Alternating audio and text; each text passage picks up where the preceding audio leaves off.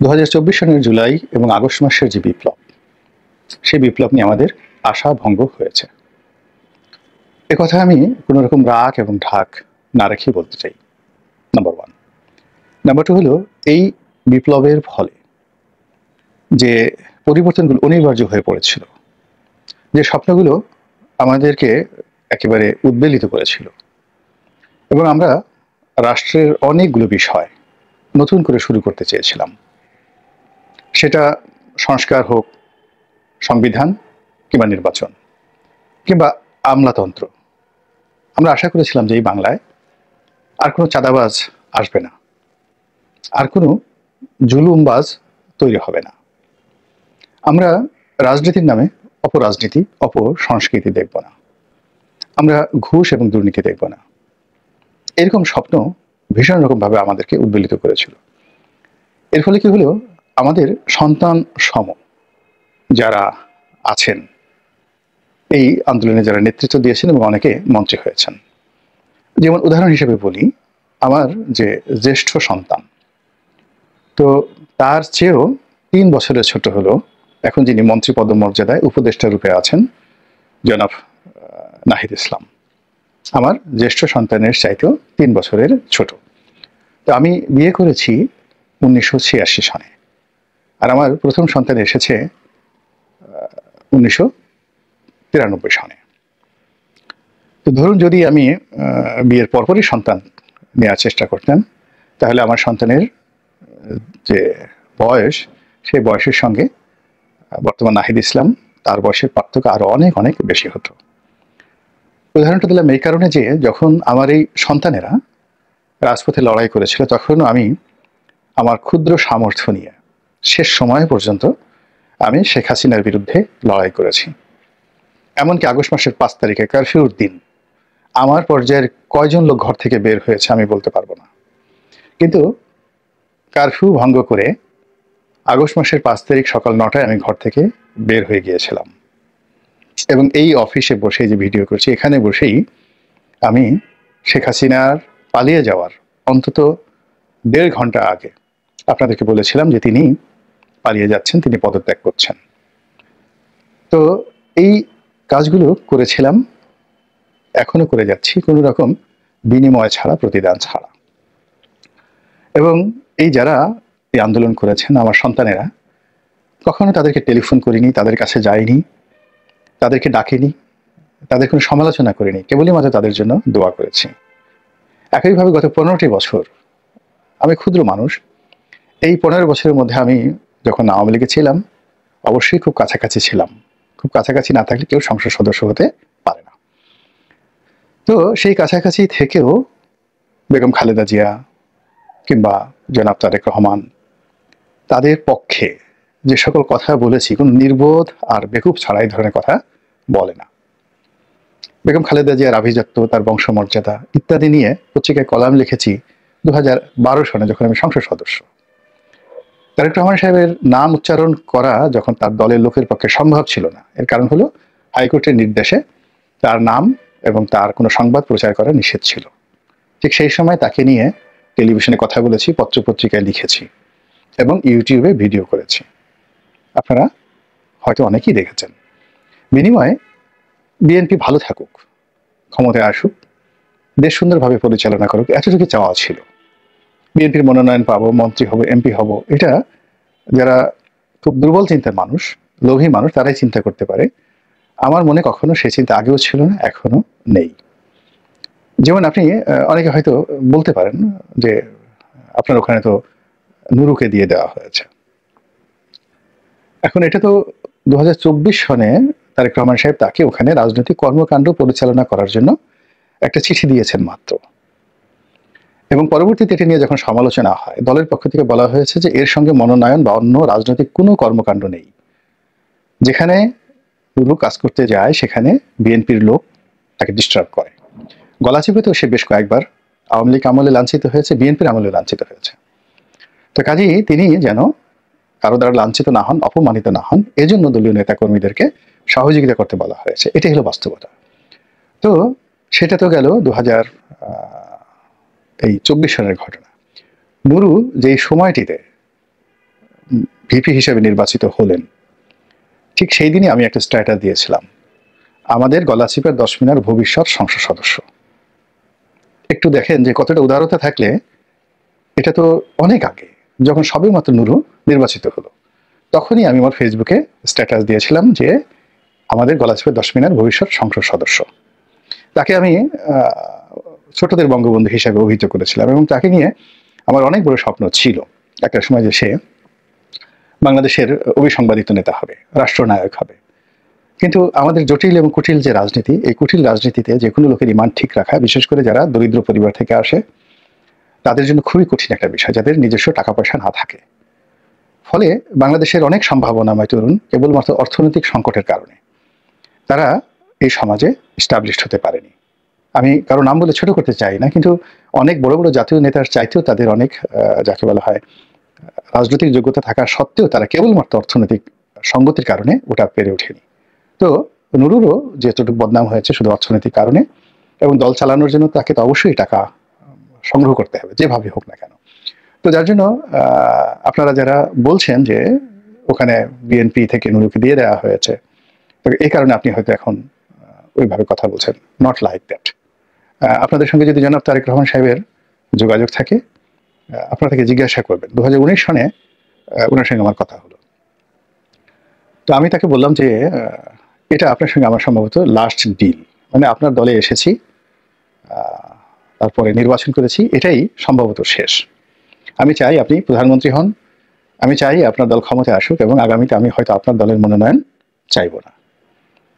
তো তিনি বললেন যে তাহলে আপনি আসলেন কেন এই দলে? তা আমি বললাম যে আপনি আহ্বান করেছেন, নিমন্ত্রণ জানিয়েছেন, এই জন্য আমি এসেছি, আমি তো আসিনি, আমাকে ডেকে আনা হয়েছে, সম্মানিত করা হয়েছে। দ্বিতীয়ত, শেখ হাসিনার জমানায় শেখ হাসিনার দ্বারা আমি অসম্মানিত হয়েছি। কাজেই শেখ হাসিনার বাইরে, আওয়ামী লীগের বাইরে আমার যে একটা পরিচয় থাকতে পারে, আমি যে দাঁড়াতে পারি, এটা এই আপনি আপনার দলে ডেকে এনে যে সম্মানটা দেখিয়েছেন, এটা আমি সারা জীবন মনে রাখবো, এবং এই কৃতজ্ঞতার জন্য আমি শেষ সময় পর্যন্ত কাজ করব। এবং তাকে বলেছিলাম যে আপনার সাথে আমার দুটো বিষয় কাজ হবে। একটা হলো এই সময়টিতে কেবলমাত্র শেখ হাসিনার যে বিদায় নেওয়া, এটাই হলো মূল কাজ। আর তার বিদায় নেওয়াটা শেষ হলে বিএনপির ইমেজ তৈরি করা, এবং প্রধানমন্ত্রী, আগামী দিনের প্রধানমন্ত্রী হিসেবে আপনার ইমেজ তৈরি করার জন্য যদি কখনো আমার সাহায্য লাগে, সহযোগিতা লাগে, আমি সে কাজটি করব। এতটুকু তার সঙ্গে আমার কথা। সেটা 2019 সনে জানুয়ারি ফেব্রুয়ারি মাসে প্রায় 2 থেকে 2.5 ঘন্টা সেই বিএনপির কেন্দ্রীয় অফিসে আমি এই কথাগুলো বলেছি। ফলে অনেকে হয়তো যারা মনে করেন যে একটা নমিনেশনের জন্য মানুষ জীবন দিয়ে দেয়, ক্ষমতার জন্য মানুষ অনেক কিছু করে, লোভ করে, লালসা করে, তো ওই বিষয়গুলো অনেককে তাড়িত না করলেও, মানে অনেককে তাড়িত করলেও আলহামদুলিল্লাহ আমাকে কখনো তাড়িত করেনি। আপনি চিন্তা করেন, আমি সিটিং এমপি, আমি কি এত বেকুব? আমার লেখাপড়া দেখে কি মনে হয়? আমার সফলতা দেখে, আমার ব্যবসা বাণিজ্য দেখে, আমার বাড়ি গাড়ি পরিবার দেখে আমাকে কি খুব নির্বোধ মনে হয়? যাদের মনে হয় তাদের কথা আলাদা, কিন্তু তখন আমি কেন বলতে যাব যে এই কাদের মোল্লা সেই কাদের মোল্লা নয়? কেন আমি দেলোয়ার হোসেন সাঈদীকে নিয়ে তার পক্ষে লিখতে যাব সিটিং আওয়ামী লীগের সিটিং এমপি হিসাবে, যে তার প্রতি অন্যায় করা হচ্ছে? 2012 সনে, 11 সনে আমি তো সেই গণজাগরণ মঞ্চ 2000 সে যখন হলো তখন থেকে আমি বলছি যে এই গণজাগরণ মঞ্চ টিকবে না। যে সকল ছেলেরা এখানে বড় বড় মন্ত্রী এমপিদেরকে বোতল মারছে, তারা এ সকল, তাদের বাবা মাও এই সকল মন্ত্রীদের সামনে বসার যোগ্যতা নেই। কাজেই এই অহংকারী উদ্যত তরুণ সম্প্রদায় যারা আন্দোলনের নামে এখন অনেক কিছু করছে, এরা শেষ পর্যন্ত টিকবে না। তো এই বাংলার ছোট একটা ইতিহাস, আমার ছোট একটা জীবন, এই ছোট্ট একটা জীবনে আমি সবসময় চেষ্টা করেছি যে মানুষের জন্য কিছু করার জন্য, ব্যতিক্রম কিছু করার জন্য, নিজস্ব সেই লাভ লস সবকিছুর ঊর্ধ্বে ওঠে। তো সেই দিক থেকে যখন এই বিপ্লব হলো, সেই বিপ্লবের কারণে অন্তরের অন্তঃস্থল থেকে আমি ভীষণ রকম মানে আনন্দিত হয়েছে, আনন্দ উদ্বেলিত হয়েছে। আমার সারা শরীর 6 তারিখ, আগস্ট মাসের 6 তারিখে ছেড়ে দিয়েছে। আমার কিছু মনে হয়েছিল আজ আমি সারাদিন শুধু ঘুমাবো, কিন্তু আমি ঘুমাতে পারিনি। আমি ঘুরে বেরিয়েছি, একা একা ঘুরে বেরিয়েছি। আমি কোনো সভা সমাবেশে যাইনি। আগস্ট মাসের 5 তারিখের গভীর রাতে যখন আমি বেরোলাম, আমি জানি যে আমাকে পেলে সবাই মাথায় করে নাচবে। তারপর আমি সেই রাত্রি 10টার সময় বের হলাম। অফিস থেকে হেঁটে হেঁটে আমি বাসায় যাই। বাসায় যেতে যেতে আমার 3 থেকে 4 ঘন্টার সময় লেগেছে। এই ছবি তুলে, এই লাফালাফি করে, অরে ভাই এটা এটা এটা, ও দৃশ্য আপনাকে বোঝাতে পারবো না। কিন্তু ওই ক্রেডিট নেওয়ার জন্য আমি ডক্টর ইউনূসের সাথে টেলিফোন করিনি। ডক্টর মোহাম্মদ ইউনূস সেই 2009 সন থেকে তার সঙ্গে আমার যে সম্পর্ক, উনি যখনই প্রয়োজন হয়েছেন উনি টেলিফোন করেছেন। একটা দিন জীবনে উনাকে কখনো টেলিফোন করিনি, এখনো করিনি। তো উনাকে আমি টেলিফোন করিনি, উনাকে রিসিভ করার জন্য আমার এয়ারপোর্টে যাওয়ার প্রয়োজন হয়নি, বা উনার মন্ত্রী পরিষদে বা উনার উপদেষ্টা পরিষদে অংশগ্রহণ করা, বা গণভবনে যাওয়া, বঙ্গভবনে যাওয়া, এইসব জিনিসগুলো আমি সবসময় অ্যাভয়েড করেছি। অ্যাভয়েড করেছি শেখ হাসিনার জামানাতে। আমার সাথে শেখ হাসিনার কোনো ছবিই নেই, রাষ্ট্রপতিদের সাথে ছবি নেই। আমি একবার সম্ভবত বঙ্গভবনে গিয়েছি জীবনে। এবং আপনারা তো জানেন যে বঙ্গভবনে একজন সংসদ সদস্য হিসেবে তার পাশ লাগে না, অবারিত। এবং ওখানে যারা ছিলেন, জিল্লুর চাচা ছিলেন, তারপরে আব্দুল হামিদ সাহেব ছিলেন, এদের সাথে আমার ব্যক্তিগত সম্পর্ক মানে আপনার কল্পনাই করতে পারবেন না। সেই সম্পর্ক নিয়ে আমি কখনোই যাইনি, গণভবনে কখনো যাইনি। একবার দুইবার উনি ডেকেছিলেন, তখনই গিয়েছি, তাছাড়া যাইনি। তো আমি আমার মতো করে আমি আমার একটা জীবনযাপন করছি। ফলে এই বিপ্লবের কোনো সুফল ব্যক্তিগতভাবে নেয়ার কোনো স্বপ্ন আমার ছিল না। আমার ছিল যে জাতিটা উন্নয়ন হোক। এখন সেই স্বপ্নটা ভেঙে গেছে, সেই স্বপ্নটা ভেঙে গেছে। এবং যারা এই স্বপ্নের মধ্যে, আমরা যারা বাইরে আছি, আমাদেরকে হতাশা গ্রাস করেছে। আর যারা মূল পাদপীঠে আছেন, ডক্টর ইউনূস থেকে শুরু করে এই আসিফ নজরুল সাহেব, তারপর অন্যান্য যারা আছেন, সবাই ভীত সন্ত্রস্ত হয়ে পড়েছেন।